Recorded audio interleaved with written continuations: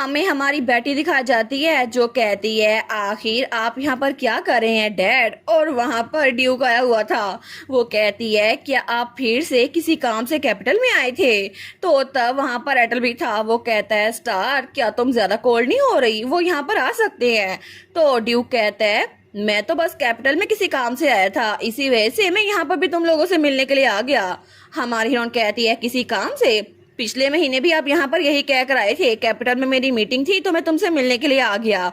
2 हफ्ते पहले भी आपने यही कहा था, इस बार मैं कोई डील करने के लिए आया हूँ और आज फिर आप यही रीजन लेकर आ गए हैं, कम से कम रीजन तो चेंज कर लें। वो कहता है अच्छा ये बात है, लेकिन मेरे ग्रैंड चिल्ड्रन कहाँ पर हैं, मुझे तो उनसे मिलना था। हमारे उन कहती है वो लोग तो अभी के लिए यहाँ से दूर हैं और यह आजकल एकेडमी में काम कर रही है क्योंकि उसके एग्जाम होने वाले हैं। और लियोनेस वो तो बाहर ट्रेनिंग करने के लिए गया हुआ है। तो ड्यूक कहता है सच में, फिर मैं अच्छे टाइम पे नहीं आया। तो हमारी हीरोइन कहती है अगर आप यहाँ पर इसलिए आए हैं क्योंकि आप बच्चों को मिस कर रहे हैं तो आप मुझे ऑनेस्टली बता सकते हैं ना, आखिर आपको झूठ बोलने की क्या जरूरत है कि आप यहाँ पर कैपिटल में काम के लिए आए हैं। मुझे पता है कि आप सारा का सारा काम पीछे अपने एडवाइजर पे छोड़ आए हैं, वो बेचारा तो रो रहा होगा, लेकिन मुझे लगता है कि आपको हर बार यहाँ पर नहीं आना चाहिए। तो तभी ड्यूक सब्जेक्ट चेंज करते हुए कहता है क्यूरियस के बारे में क्या, मुझे क्यूरियस नहीं दिख रहा, क्या वो भी अकाउंट्स कलेक्ट करने के लिए गया है। तो हमारी बेटी कहती है अच्छा क्यूरियस, हाँ वो तो यहीं पर है। और थोड़ी देर के बाद वो लोग क्यूरियस की लैब में जा रहे थे।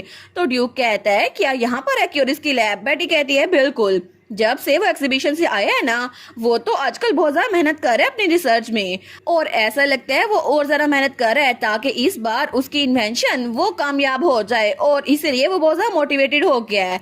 तो तभी वो दस्तक देते हुए कहती है क्यूरियस ग्रैंडपा तुमसे मिलने के लिए आए हैं, हम लोग अंदर आ रहे हैं। लेकिन क्यूरियस उनकी बात नहीं सुनता। वो कहता है मुझे लगता है इस बार अगर मैं इसको मिक्स करूं तो शायद रेशो बढ़ानी पड़ेगी या फिर इंग्रेडिएंट चेंज करने होंगे। तो बेटी एटल और उसका फादर ड्यूक वहां पर आ गए थे। तो हमारी हीरोइन कहती है ये तो बड़ा फोकस लग रहा है, ऐसा लगता है इसे पता नहीं है हम लोग यहाँ पर आ गए हैं।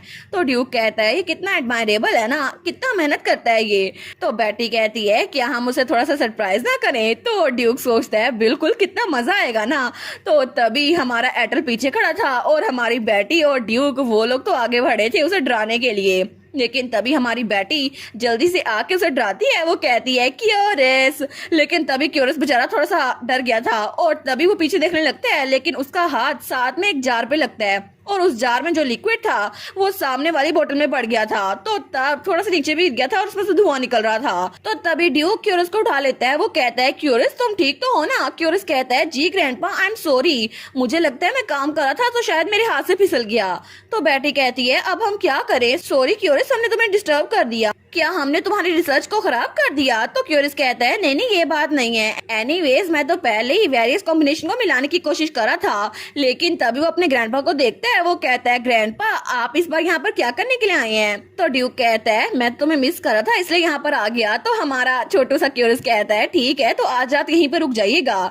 तो तब वो लोग बातें कर रहे थे। तो तब हमारी बेटी उनको देखती हुए कहती है तुम ठीक कह रहे थे एटल। एटल कहता है क्या। वो कहती है पहले मैंने डैड से बहुत ज्यादा हार्शली बात की थी, ये नेचुरल है कि वो अपने ग्रैंड चिल्ड्रन से मिलने के लिए आए, इसीलिए मुझे उनसे ऐसे बात नहीं करनी चाहिए थी।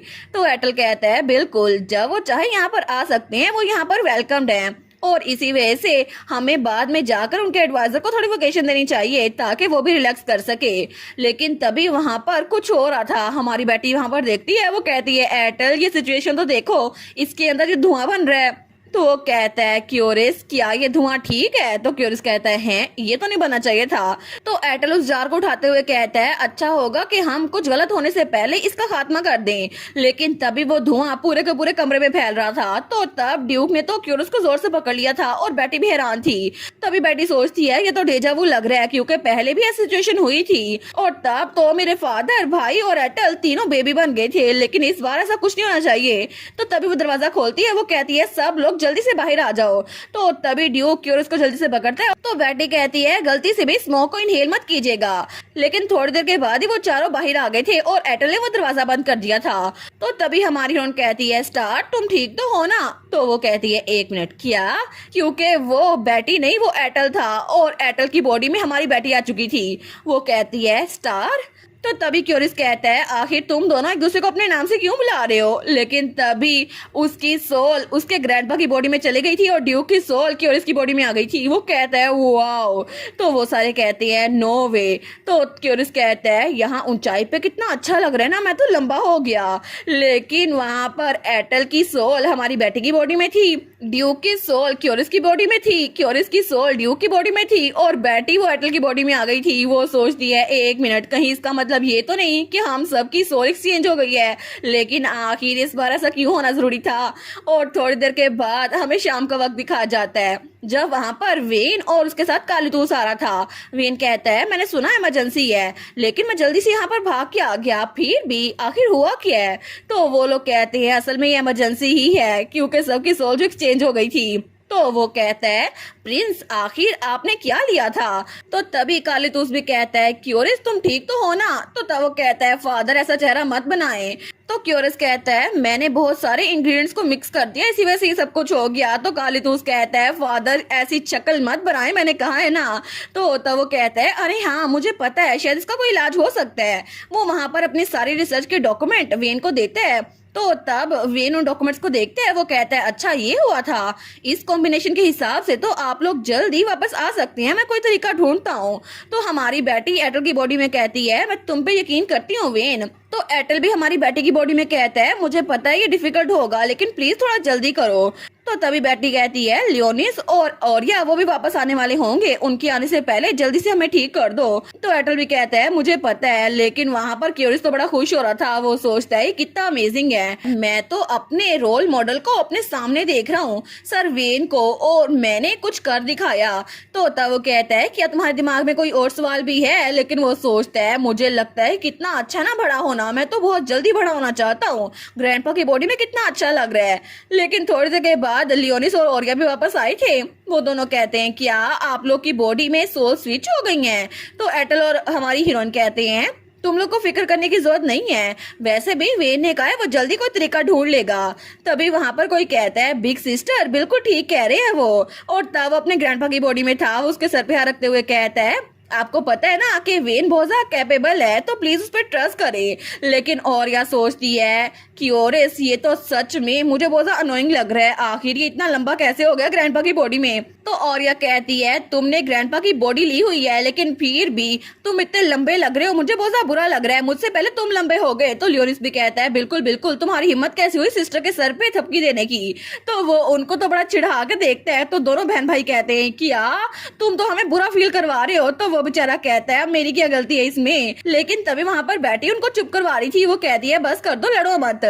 लेकिन एटल जो कि बैटी की बॉडी में था वो सोचता है सॉरी स्टार, लेकिन सच में मैं तो तुम्हारी बॉडी में बहुत ज्यादा क्यूट लग रहा हूँ ना। तो वो अपने गालों को टच करता है। वो कहता है स्टार की बॉडी कितनी क्यूट है ना, और मैं तो इसकी स्क्विरल वाली फॉर्म को देखना चाहता हूँ। वो सोचता है सच में मैं अब इसको और इमेजिन नहीं कर सकता। तो तभी वहां पर कुछ होता है तो हमारी बेटी उसको देखती है तो वो तो स्क्विरल बन गया था छोटी सी।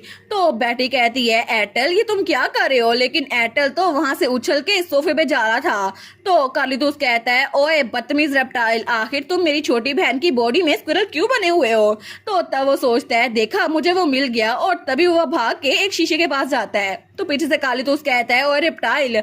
लेकिन तभी वहां पर एटल अपने आप को शीशे में देखता है। वो सोचता है कितनी क्यूट है ना, बेटी की बॉडी कितनी क्यूट है। और देखो तो सही अभी की सिचुएशन के हिसाब से मैं तो उसकी तरह एकॉन को खाना एंजॉय करना चाहता हूँ, और इसके अलावा एक कैट को पकड़ने का तरीका सच में ये तो कितना क्यूट है ना। तो तब वो स्क्विरल वाली फॉर्म में उस टेल को टच कर रहा था। तो पीछे से कालीतूस कहता है बस बहुत हो गया। तो ड्यूक भी कहता है एक मिनट रुको कालीतूस, मुझे नहीं लगता कि तुम्हें कुछ करना चाहिए, वैसे भी देखो सही बेटी की बॉडी तो बहुत ज्यादा क्यूट है। तो तब वो कहता है मेरी बेटी तो बहुत ही ज्यादा अमेजिंग है ना, चाहे उसकी बॉडी में उसकी सोल हो या फिर ना हो। तो कालीतूस कहता है अरे हाँ आप सही कह रहे हैं, वैसे भी स्क्विरल वाली फॉर्म में तो बेटी बहुत ज्यादा क्यूट लगती है। तो तभी हमारे एटल की बॉडी में बैठी आगे होते हुए उसको उठा लेती है। वो कहती है बस कर दो बहुत हो गया। लेकिन वहां पर ऑरिया, कालीतूस और लियोनिस वो तीनों कहती है सच में कितने क्यूट है ना। तोरिया भी कहती है आप तो बड़ी क्यूट लग रही हैं मॉम। लेकिन वहां पर लियोनिस भी कहता है मुझे भी एक स्क्विरल की बॉडी में जाना है। तो हमारा एटल कहता है सॉरी स्टार, मैं इसको मना नहीं कर पाया। वो कहती है आई गेस मैं समझ सकती हूँ तुमने ऐसा क्यों किया था।